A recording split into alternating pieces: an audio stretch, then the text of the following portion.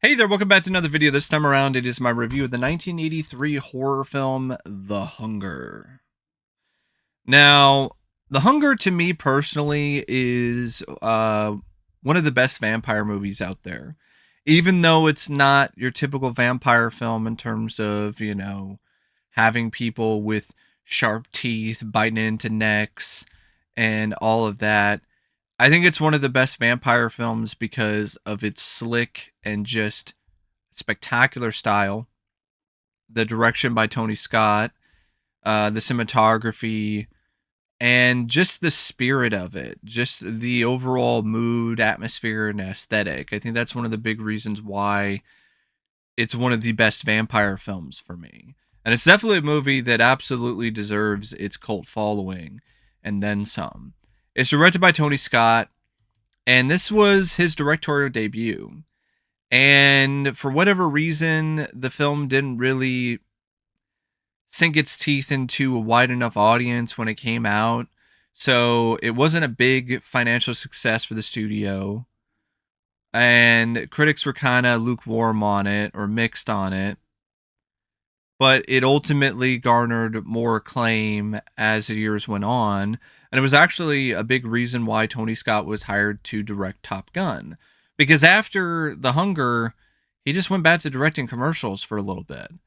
And thankfully, Jerry Bruckheimer and the folks behind Top Gun decided to give Tony Scott another chance, and the rest is history. Because it would be really a damn shame if Tony Scott never really got another opportunity to direct again after this, because he showcased just innate and just incredible ability as a filmmaker with this film, with his directorial debut. So much so that, in all honesty, I think this is one of the most impressive directorial debuts out there, because it's just a really impeccable, just incredible looking film. The movie really, in a lot of ways, evokes a work of art, like a painting, in terms of the way that it's set up with its shots, with how things are framed within each scene, with how lighting is used in a way to provide maximum atmosphere and mood.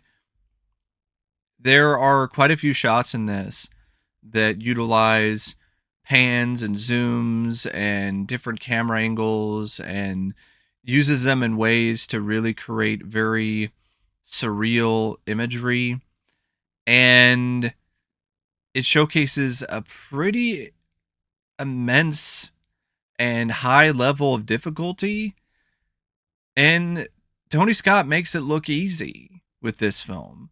So yeah, I was blown away by Scott's direction here, and even more impressed because of the fact that this was his first ever movie, his first ever feature film. It just shows that Tony Scott was destined to become one of the better, or at least more valued directors of his time, because of his talent behind the camera. The script is by Ivan Davis and Michael Thomas, based on the novel The Hunger by Whitley Strieber, and it's very loosely based on the novel. The novel has a different approach, has a lot of different elements to it in comparison to the screenplay. I will say this: I think it does a really great job initially hooking you with its premise, with a very different take on vampires, a more contemporary take on vampires, with the opening sequence in the nightclub, and splicing that together with Sarah and her experiments, and then shifting its focus to John and his rapid degenerative state. And I feel the film is definitely at its best and at its most compelling when it comes to the narrative and the story, when it is focusing on John and the tragedy of him coming to a very quick realization that this woman that he fell in love with ages ago, Miriam, lied to him that he was never going to live forever, that he was going to become old and decrepit, and he would never be young forever, but he would technically still be alive, but by all intents and purposes to anyone else in the outside world, he would be considered dead. So his vision of living forever is shattered. And in just like a matter of days, he just ages in a way that is just progressive and legitimately like a disease that debilitates him and incapacitates him. And there is a certain tragedy there. And you also see that with Miriam and how she's reacting to all of it and how much it hurts her, because she has to lie. She has to do all this in order to get someone to agree to be her lover. Otherwise, they would never even agree to do it in the first place. If they knew what the ultimate cost was, that you would be essentially a corpse that's just put in a coffin and stuck in an attic and just living this unending torment and torture where you're not dead, but you technically are, because you can't do anything except just exist, even though the laws of nature suggest that you shouldn't anymore, because you become literally a desiccated corpse. So it's one of those things where, yeah, it's really tragic and definitely compelling. And there is and then you have like the experiments with Sarah and how she's experimenting with monkeys and working with gene therapy or DNA therapy to try to find the secret of aging.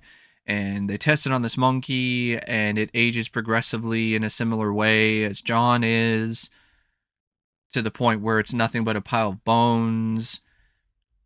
All of that is really compelling, intriguing stuff. Once it shifts away from John and he's in a coffin, and it goes from John as the focus and his degenerative condition to Sarah and her trying not to fall for Miriam, it's not as compelling to me.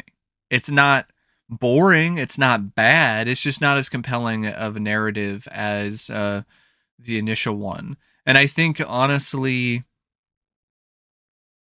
that's why the script kind of has this sort of scattershot quality to me, is because it feels like it's two different stories that are just kind of slapped together.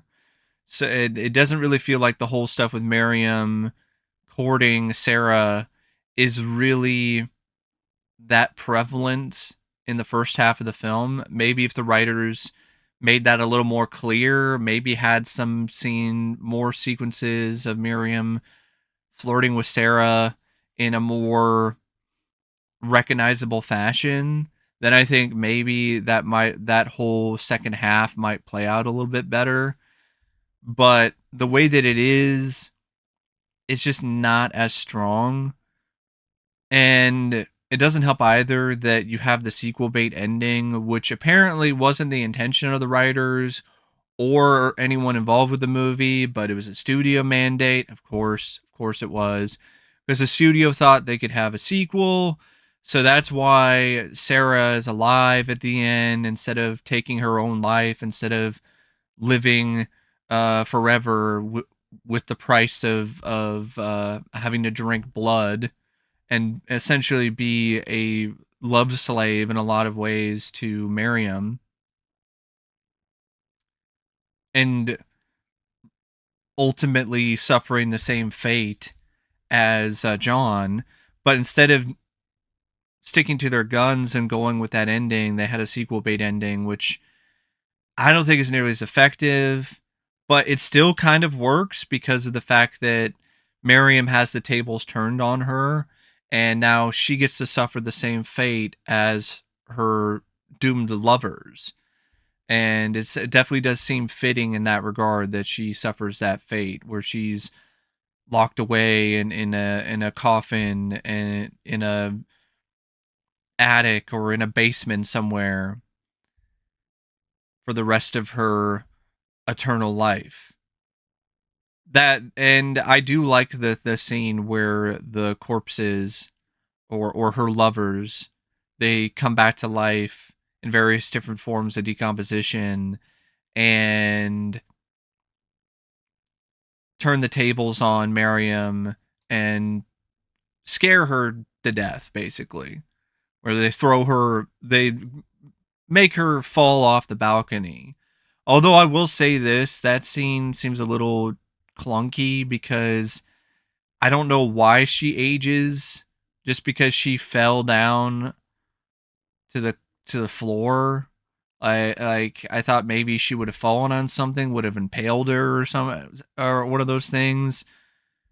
But apparently maybe because her lovers turned on her, I guess maybe that's why. And there are some shots that show that once she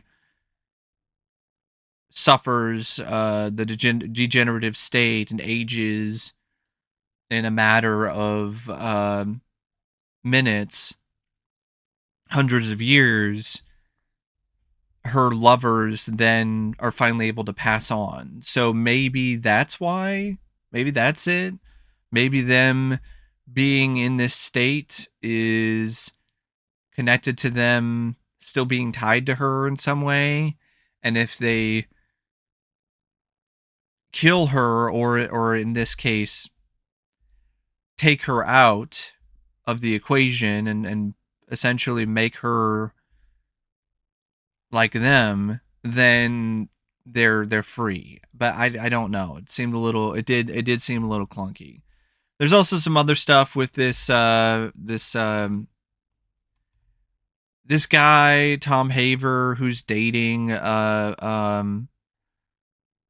Sarah, and they're a couple, and you have the whole stuff with him trying to investigate things and trying to find out where Sarah is and what's going on with her. There's also this Lieutenant Algreza, who's trying to solve a crime because there is this girl who played cello named Alice who would go to Miriam's house and play instruments and play pieces with them. And she ultimately disappears because she becomes a victim of John's desperation. But the whole murder mystery aspect of that with the investigator just wasn't really needed. So it's one of those things where I do really like the film, but it's not necessarily because of the quality of the script, because it's an inconsistent script when it comes to the quality of it. The reason why I really like the film is because of its style, because of the aesthetic, because of the direction by Tony Scott and the performances by the three leads. That's the main reason why I really liked this movie. Because the script, yeah, definitely could have been better. Could have been a lot worse though. But the cast, I can't even think of any possible way that this cast could be any finer. I mean, you got Catherine Deneuve who plays Miriam, and she just oozes sophistication and class and beauty, and she's such a mesmerizing presence in this movie. You can understand why people fall for her and her wiles and her tricks and buy into her lies and get manipulated by her. David Bowie, he's also really great as John Blaylock, especially when he's aging. Uh, what David was able to emote and able to do under all of the makeup was nothing short of spectacular. Definitely one of his best acting roles. Um, you really did sympathize and feel for him, even though, probably did a lot of bad things throughout his time when he was still young with Miriam. like cutting people's throats and drinking blood and being a vampire, but you still sympathize with him because of the fact that he was promised something that was a total fabrication. It was a lie. Susan Sarandon is also really solid as Sarah. Um, Definitely one of her best performances. The scenes where she's succumbing to the vampire disease in her bloodstream, and it's like an addiction to drugs, and she's going through withdrawals. It is honestly some really believable stuff, and even the scenes leading up to that, like she did a good enough job making you like this character. So when you see what ultimately happens to her, at least with the initial intent of the story, where it's a tragic demise for her and for Miriam and John and Miriam's lovers, it is rather sad. But then she becomes king. She becomes a queen vampire boss at the end, and then it's kind of then that's kind of lessened for sure. Cliff DeYoung is fine as the boyfriend. I mean, he does the best he can with what he has to work with. Same thing goes for Dana Day as Lieutenant. Beth Ehlers as Alice. I understand why they might have cast her to play the role because maybe she had a kind of unique look to her, but I didn't really think her performance or her acting was really that great. Willem Dafoe has a blink and you miss a cameo as some guy who's like harassing Sarah at a phone booth. And you also have the rock band Bauhaus. It's a gothic rock band. They perform a song Bela Lugosi's "Dead" at the beginning of the movie in a nightclub. So yeah, pretty. Like I said, I think it's a really fine cast. And speaking of fine, this film has some absolutely just stupendous and just grand cinematography by Stephen Goldblatt. I love the way this film looks, from the shots of the city's skyline to the various different shots inside Miriam's mansion, just showing the luxurious nature of it, as well as the creepy emptiness. The other sequences in the film, even stuff that's just shot at the research center, is shot in a way that is very visually interesting. Just a really great looking film from a visual perspective, and a large part it goes to Stephen Goldblatt and his collaboration with Tony Scott. And then you have the editing, which I'm definitely on the fence about, by Pamela Power and Peter Honus. It's not bad, but it's also not great, because there are some moments where the chosen style for editing, which is more punchy, more intense. There are times where that does add to a sequence, like maybe the opening first few scenes, because it really does throw you for a loop and make you curious about what's going to happen next. And it's a very interesting juxtaposition of certain scenes and plots and how they tie together. But there's other moments where the editing, it's too jarring, it's too in your face, to the point where it's honestly a little distracting. So the editing, yeah, I'm definitely mixed on it.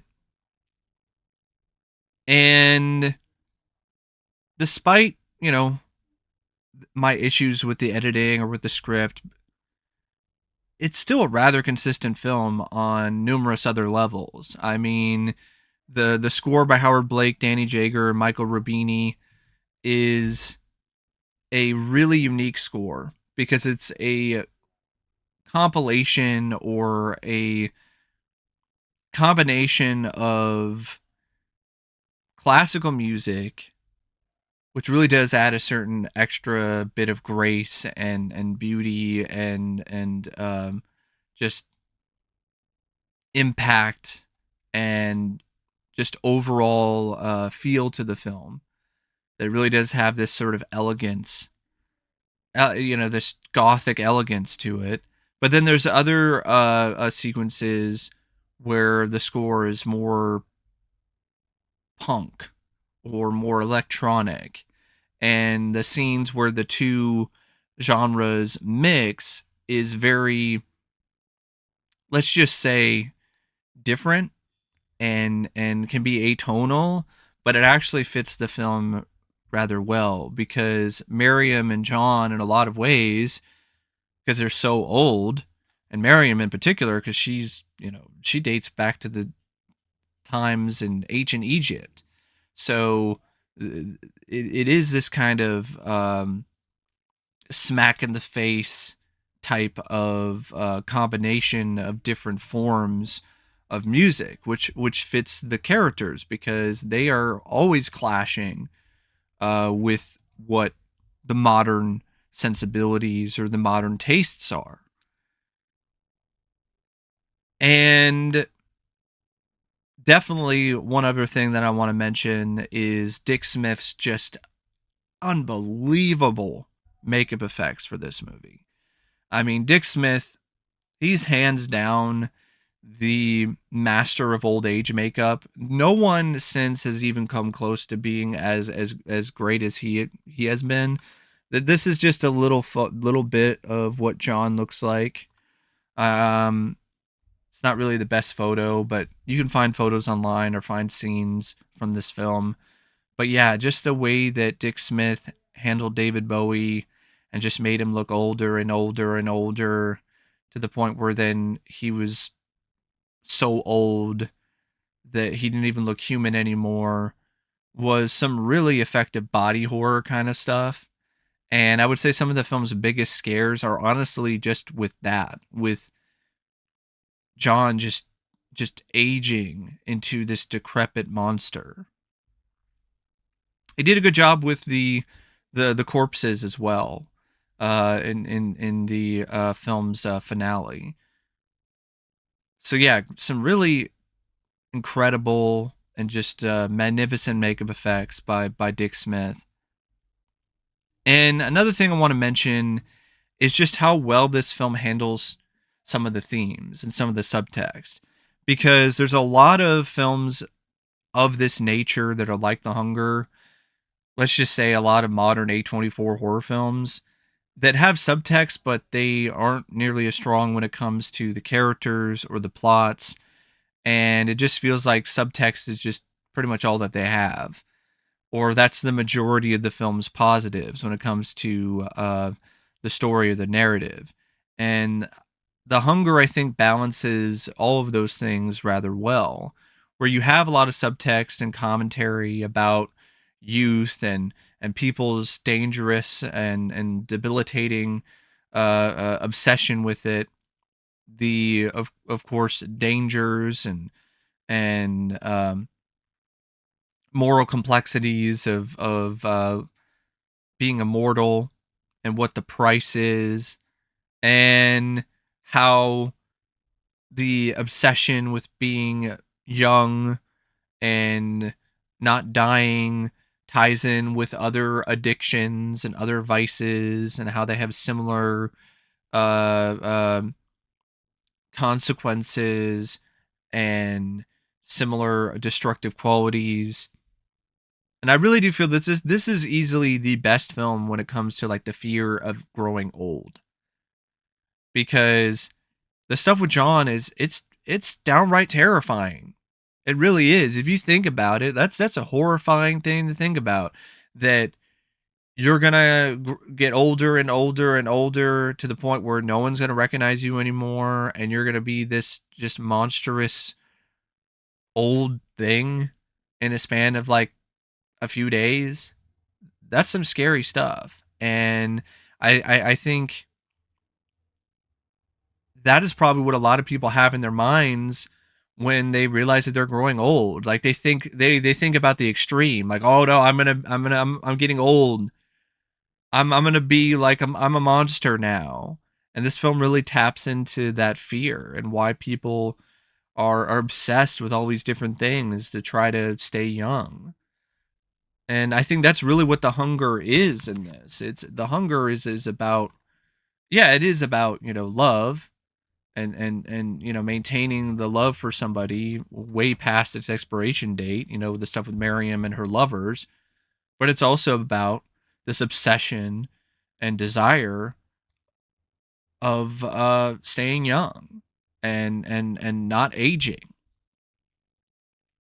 But anyway, yeah, I don't really know what else to say about The Hunger, except I would definitely recommend it if you haven't checked it out yet, especially if you're a fan of Tony Scott and his filmography, or if you like vampire movies and you want one that has a little bit of a different spin or a different flavor to it.